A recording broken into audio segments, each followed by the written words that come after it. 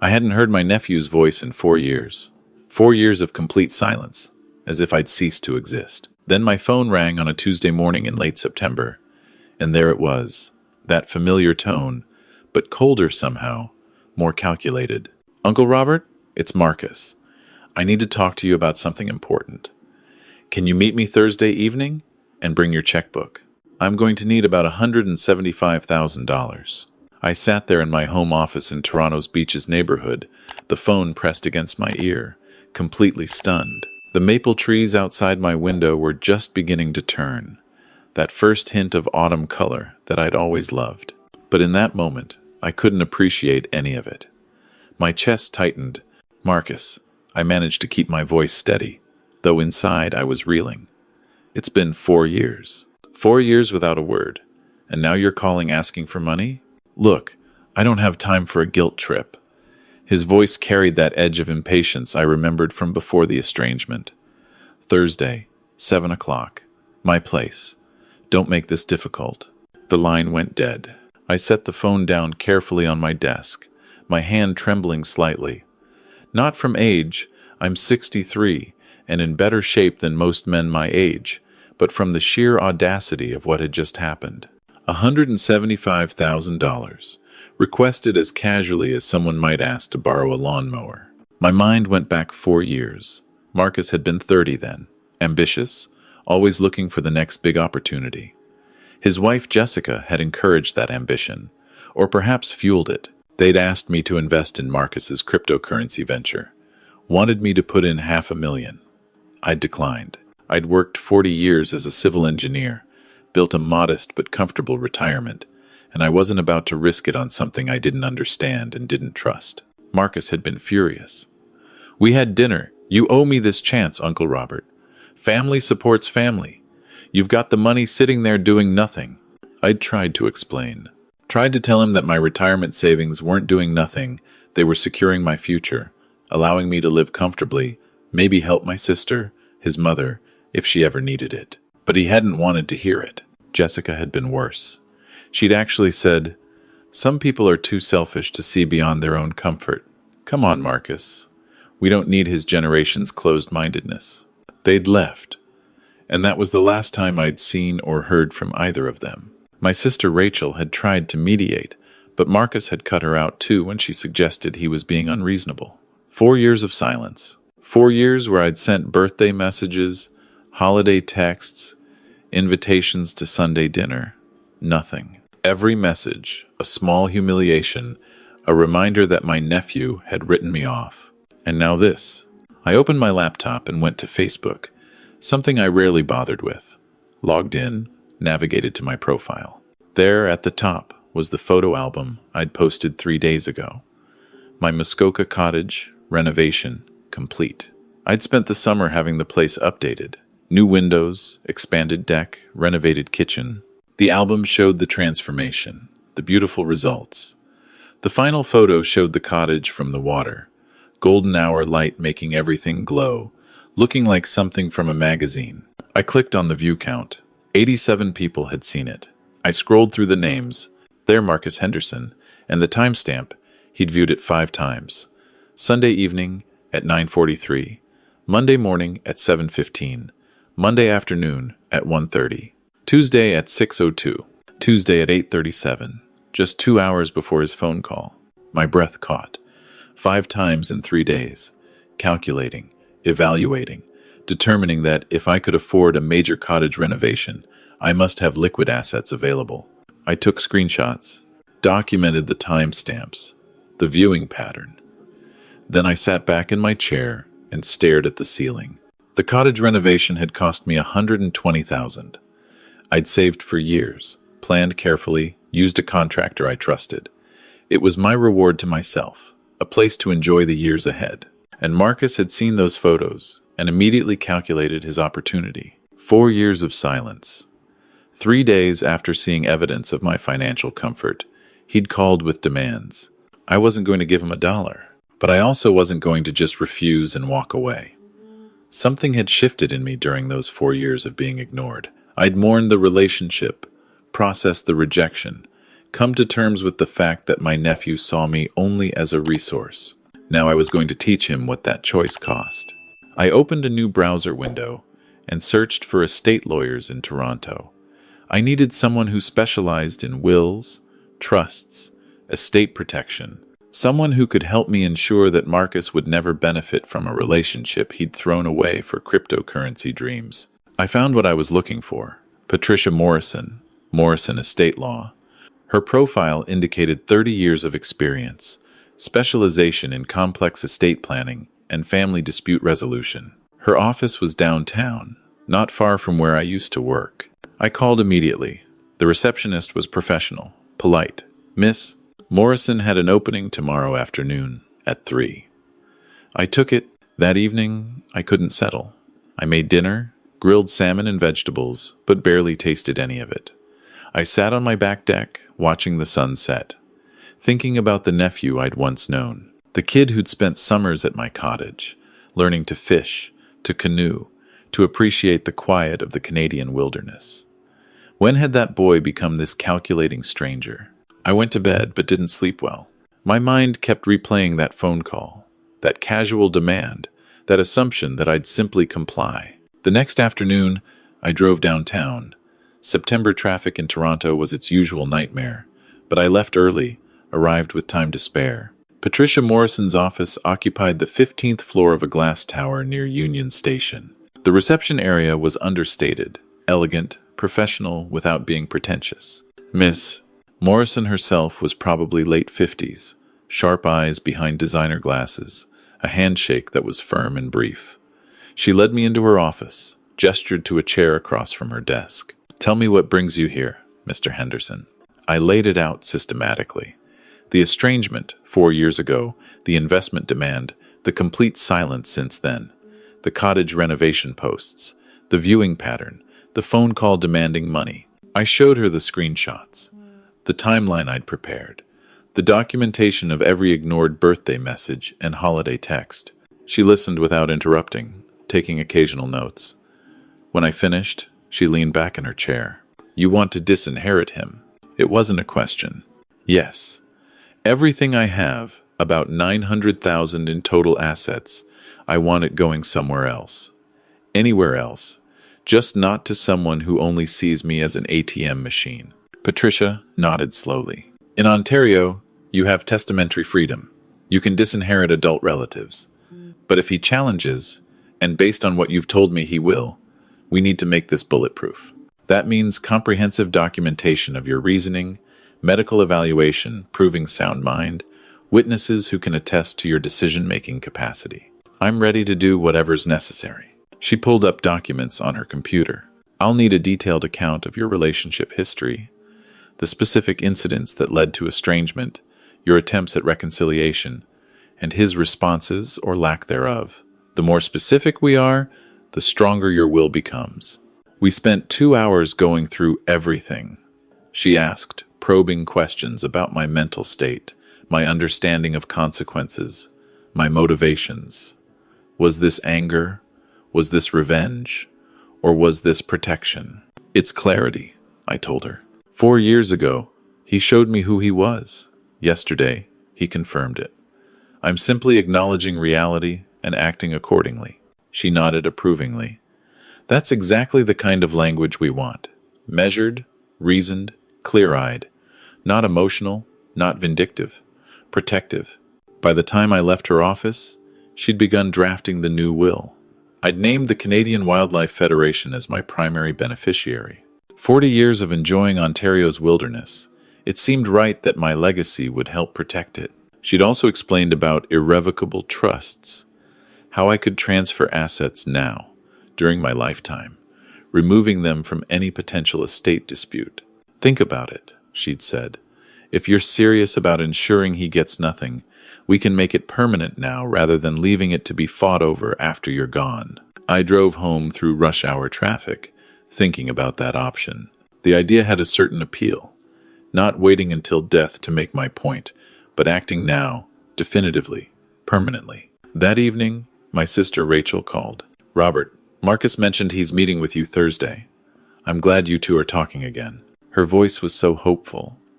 Rachel had been caught in the middle for years, trying to maintain relationships with both of us. "We're meeting," I said carefully. "I'm not sure I'd call it talking." "Well, whatever happens, I'm just happy there's contact." She paused.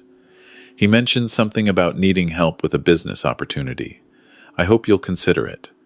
He's been struggling since the cryptocurrency thing didn't work out. So he'd pitched it to his mother as me offering help, not him demanding money." "Interesting. Rachel, I'm 63 years old. I've earned the right to decide how my assets get used." "Of course you have. I'm just saying, family matters. You two used to be so close." "Used to be. Past tense. That was the truth of it." After we hung up, I sat with my thoughts. Rachel meant well, but she didn't understand. She hadn't been the one ignored for 4 years, hadn't been the one treated like an inconvenience until money became relevant. I made my decision. Thursday morning, I called Patricia. "The irrevocable trust," I said. "Let's do it. 250,000. I want it done before I meet with Marcus. Are you certain? Once we execute this, those funds are permanently removed from your estate." "I'm certain."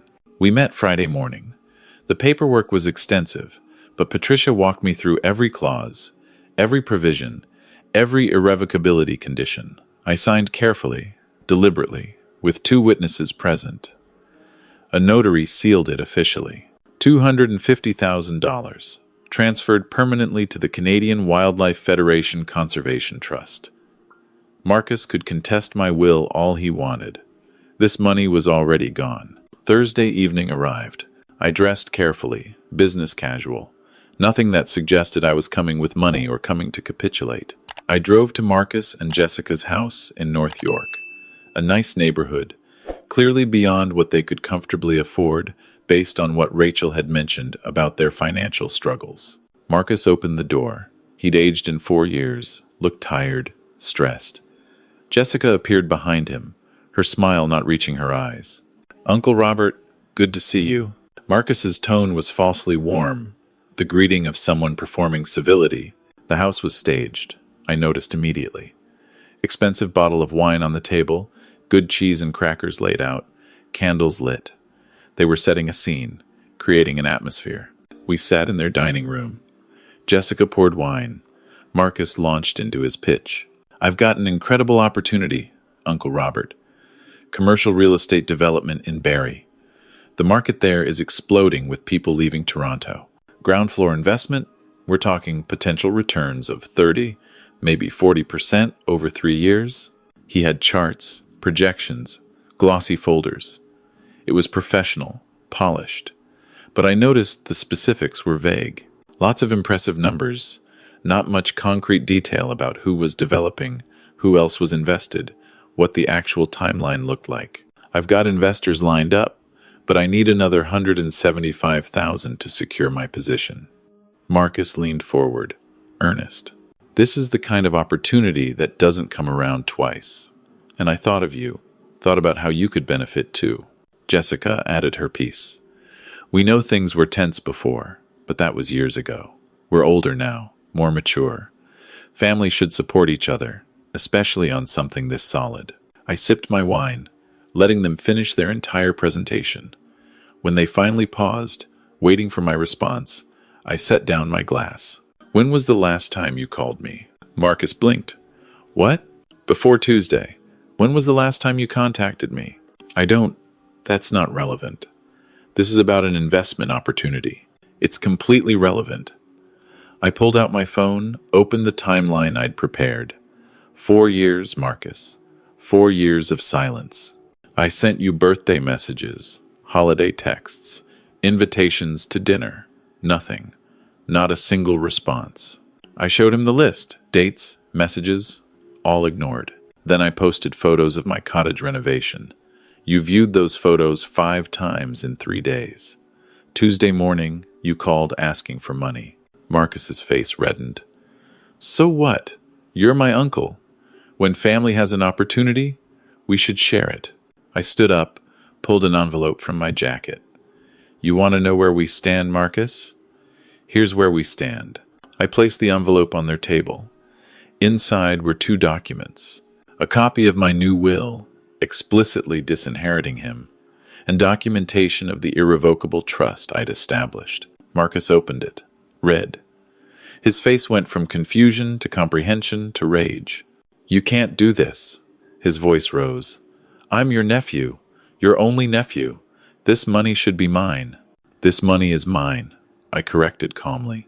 "I earned it, I saved it, and I get to decide who benefits from it. You decided 4 years ago that I wasn't worth your time unless I could fund your ventures. I've decided you're not in my will." Jessica snatched the papers from Marcus. "This is ridiculous. You're being petty and vindictive." "I'm being clear-eyed." I walked toward their door. "You wanted to know what our relationship is worth in dollars.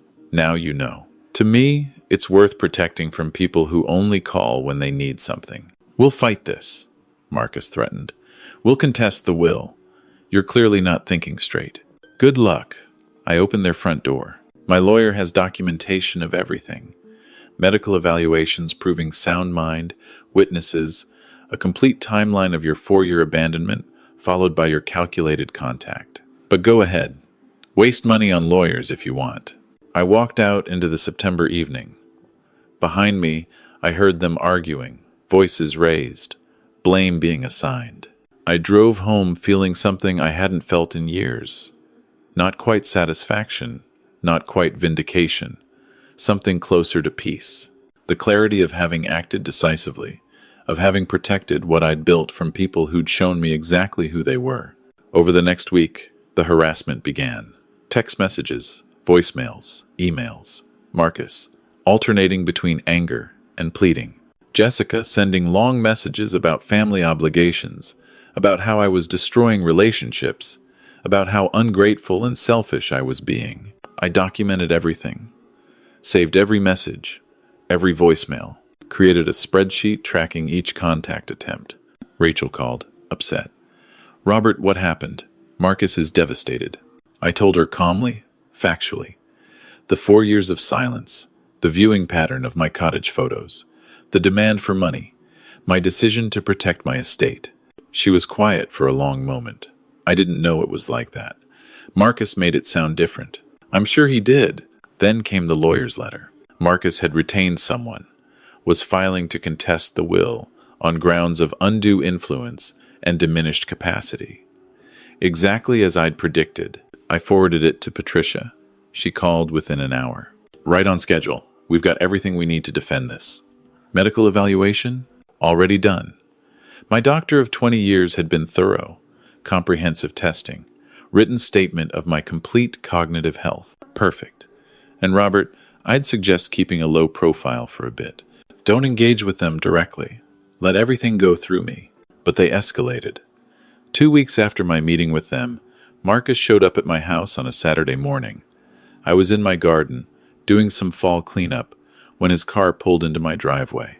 "Uncle Robert, we need to talk." He got out, looking desperate now, rather than angry. "Please. I made mistakes. I admit that. But you can't cut me out completely." My neighbor Tom was outside, raking leaves. Former RCMP officer, now retired, steady as they come.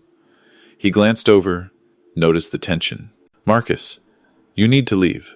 My voice was firm but calm. "If you have something to say, your lawyer can contact my lawyer." "Come on, don't be like this." His voice rose. "I'm your nephew, your family. You can't just throw that away over money." Tom put down his rake, walked over. "Everything all right here, Robert?" Marcus turned on him. "This is a private family matter." Tom's expression didn't change. "Robert, looks like he's asked you to leave. That makes it not so private anymore." Marcus stared at both of us, then got back in his car. As he pulled away, he shouted through his window, "You'll regret this. Everyone's going to know what kind of person you really are." Tom watched him go. "You want me to file a report? I've got enough former colleagues who'd take that seriously. Just a witness statement if you're willing." I appreciated his steady presence. Might need it if this gets uglier. "You've got it." I went inside and immediately called Patricia. Recorded the incident while it was fresh. Emailed Tom's witness statement when he sent it an hour later. Patricia's response was swift. This is harassment. We can file for a restraining order if needed. I'll send a cease and desist letter through his lawyer first." The letter worked, mostly. The direct contact stopped, but the social media campaign began. Marcus posted vague messages about family betrayal, about how money corrupted values, about greedy relatives who forgot where they came from. I didn't respond. Didn't engage, just documented everything. Then something unexpected happened. A private message on Facebook from someone I didn't know. Jennifer Chen. No mutual friends. Minimal profile information. "Mr. Henderson, you don't know me, but I used to work with Marcus. I think you should know what he's been telling people about you. It's not true, and it's not right. Can we talk?" I stared at the message for a long time. Was this genuine, or another manipulation attempt? I called Patricia, told her about the message. "Don't respond directly," she advised. "Give me her name. Let me check her out first." 2 days later, Patricia called back. She's legitimate, former coworker, left the company 6 months ago. She's willing to make a statement about things Marcus said about you, about his financial planning that included expecting your money. Set it up. We met at Patricia's office. Jennifer was maybe 35, professional, clearly uncomfortable but determined. "I worked with Marcus for 3 years, she explained. "He talked about you a lot, about how you had money sitting there that should have been his mother's, therefore his, about how he was just waiting for the right time to approach you, how he'd win you over and get access to that money for his investments." She had emails, texts, things Marcus had sent her when they were working together, planning his approach, talking about you as a financial resource rather than a human being. After the cottage photos, he was so excited. Told everyone his uncle was loaded, that he'd definitely help with this berry development because family always comes through. He'd already spent your money in his mind. The documentation she provided was damning. Cold, calculated, mercenary. Planning how to manipulate me, how to frame requests, how to make me feel obligated. "Why are you telling me this?" I asked her. "Because it's wrong." She met my eyes. My own uncle helped put me through university. Asked for nothing back except that I pay it forward someday. What Marcus was doing, talking about you like you were just a bank account, it made me sick. I quit partially because of it. When I saw his Facebook posts making himself the victim, I couldn't stay quiet. "Thank you. I meant it sincerely. This takes courage." After she left, Patricia and I reviewed everything. "This is gold," she said. "It proves premeditation, proves he saw you as a resource long before the recent contact. Combined with everything else, his case is dead in the water." But I had one more idea. "Patricia, what if I gave him a chance to tell the truth? Record a conversation, see if he'll admit what this was really about." She considered. "Ontario's one-party consent for recording. You can legally record any conversation you're part of. But it's risky. He might lawyer up, refuse to engage, or he might see it as another chance to manipulate me. Another opportunity to get what he wants. People like Marcus, they can't help themselves. They always think they're the smartest person in the room." She smiled slightly. "All right, but ground rules. Public place, daytime. I'll be nearby. And the moment it goes sideways, you leave." I texted Marcus directly. Simple message. Willing to talk. No lawyers. Just you and me. Coffee? His response came within minutes. "Yes. Thank you." "When?" We arranged to meet at a cafe near High Park, neutral territory. Thursday afternoon, 3 o'clock. I arrived early, chose a table in the back corner, tested my phone's recording app, placed it face down on the table. Patricia was at a table on the other side of the cafe, ostensibly reading, actually providing backup. Marcus arrived looking hopeful, eager. He sat down quickly. "Uncle Robert, I'm so glad you reached out. I know things got heated, but we can work through this." "I'm listening." I kept my voice neutral, open. He launched into it. How he'd been under financial stress, how that made him handle things poorly, how he valued our relationship, how he'd missed me these past years. "Really? Then why didn't you call? Why didn't you respond to any of my messages for 4 years? He shifted. "I was embarrassed about the cryptocurrency thing. Felt like I disappointed you." But you were fine calling when you needed money. He missed the trap. That was different. That was an opportunity where we could both benefit, where I could show you I wasn't a failure. So you only contacted me because of the Barry development? And because I saw you had the cottage renovation. I mean, if you've got that kind of money to spend on a cottage, you could help family too, right? There it was, on tape. The admission that seeing evidence of my money was what prompted contact. I leaned back. Marcus, tell me honestly, if I hadn't posted those cottage photos, would you have called? He hesitated. Eventually, this month? This year? Would you have called to wish me Merry Christmas? Would you have checked in to see how I was doing? His silence was answer enough. I'll give you one more chance to be honest. I leaned forward. Is this about rebuilding a relationship? Or is this about getting money? His face hardened. Why can't it be both? Why do you have to make this so black and white? Because it is black and white, Marcus. Either I matter to you as a person, or I matter as a wallet. You've spent 4 years showing me which one it is. Then you confirmed it with that phone call. Look, his tone shifted to frustration. You're going to die someday. That money's going to go somewhere. Why not to family? Why not to someone who could actually use it? And there it was again. The assumption, the entitlement. Maybe because family should care about the person, not just the inheritance. I stood up. Maybe because someone who ignores you for 4 years has already told you what the relationship is worth. Marcus stood too, voice rising. You're making a mistake. Jessica and I. We'll fight this. You can't just give everything to some charity. I can. And I have. I picked up my phone. Including the $250,000 I already moved into an irrevocable trust. That money's already gone. Marcus. Already protecting wilderness. Already doing more good than funding your Barry development. His face went white. You already? You can't. It's done. 3 weeks ago. Signed, sealed, permanent. I walked toward the door. You wanted to know what our relationship is worth? You showed me it's worth nothing to you except as a funding source. I'm just returning the favor. Outside, Patricia caught up with me. You got it? Every word. I showed her the recording app, still capturing.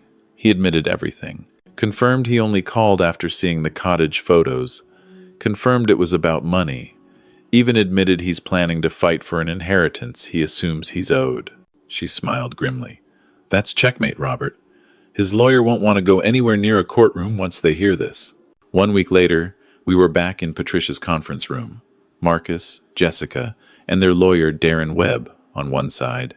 Patricia and I on the other. Darren opened professionally. My clients believe this dispute could be resolved amicably if Mr. Henderson would agree to restore Marcus as a beneficiary with at least 30% of the estate. Patricia slid documents across the table. Medical evaluation showing my client has perfect cognitive function.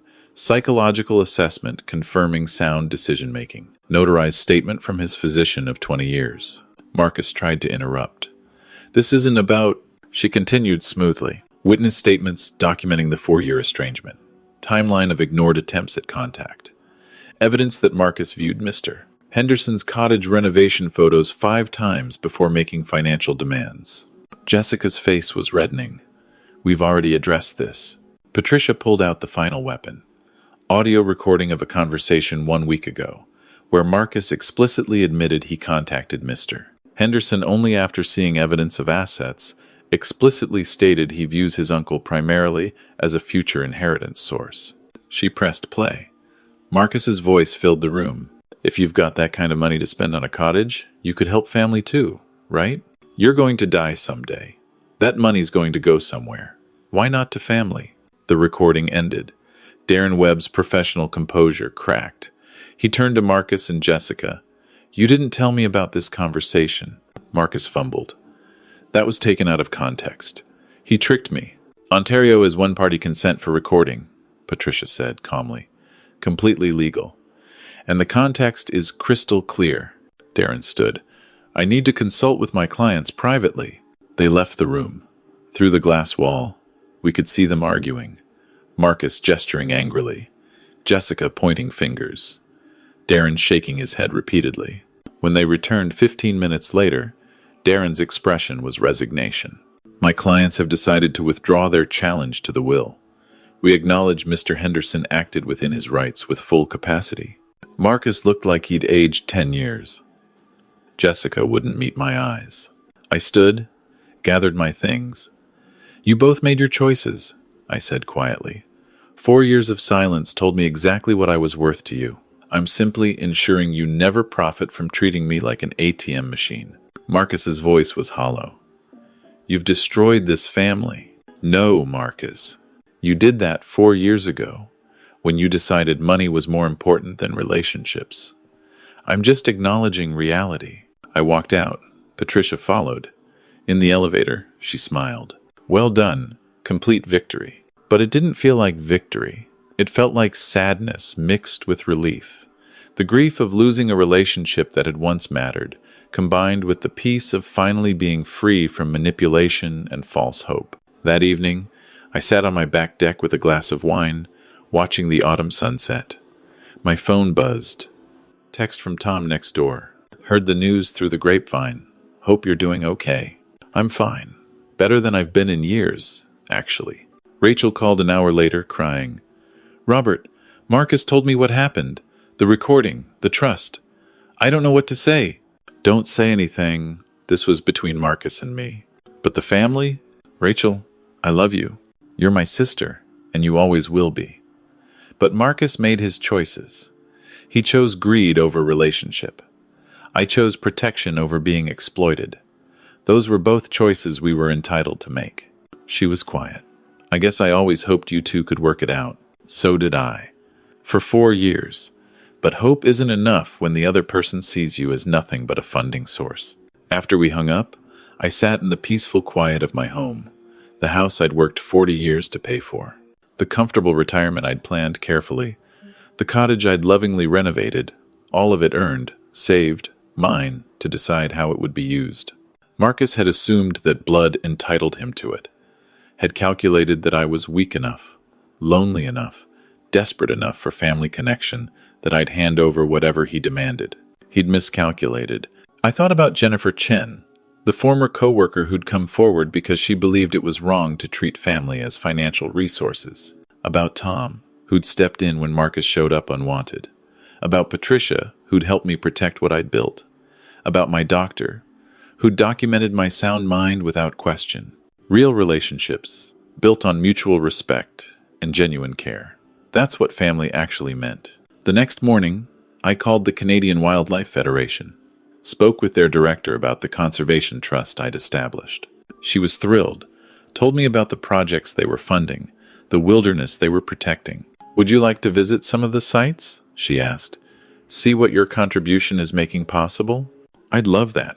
2 weeks later, I was in Algonquin Park with a group from the Federation, learning about their wolf conservation program, their habitat protection work, the science behind wilderness preservation. Standing in that autumn forest, surrounded by people passionate about protecting something bigger than themselves, I felt more at peace than I had in years. One of the researchers, probably 30 years my junior, asked about my engineering background, got excited about a bridge design problem they were facing. We spent an hour sketching solutions in my notebook, collaborating on something meaningful. This was what legacy meant. Not money sitting in an account, waiting to fund someone's failed ventures, but resources used to protect, to build, to make the world slightly better. I took photos, posted them on Facebook, not to provoke Marcus, but because these moments mattered to me, because this was how I wanted to spend my time and energy. I didn't check to see if Marcus viewed them, didn't care. 3 months later, winter, settling over Toronto, I got an email from Darren Webb, brief, professional. Mr. Henderson, my clients have officially withdrawn all challenges. The matter is closed. The estate plan stands as drafted. I forwarded it to Patricia. She replied with a simple message. Good. Now, go enjoy your life. That evening, Rachel called. We'd been talking regularly, carefully avoiding the Marcus subject. Robert, I need to tell you something. Marcus and Jessica are separating. The financial stress, the failed lawsuit, everything. It's falling apart. I'm sorry to hear that. And I meant it. I hadn't wanted destruction, just protection. He's blaming you. Says you ruined his life. Rachel, I did nothing but refuse to fund his ventures and protect my own assets. If that ruined his life was built on false assumptions. I know, she sighed. I always hoped family could be different. Family is different when it's built on love instead of obligation. I hope Marcus learns that someday, but I'm not holding my breath. After we hung up, I sat with my thoughts. There was sadness, yes, the loss of what could have been, but underneath that, something stronger.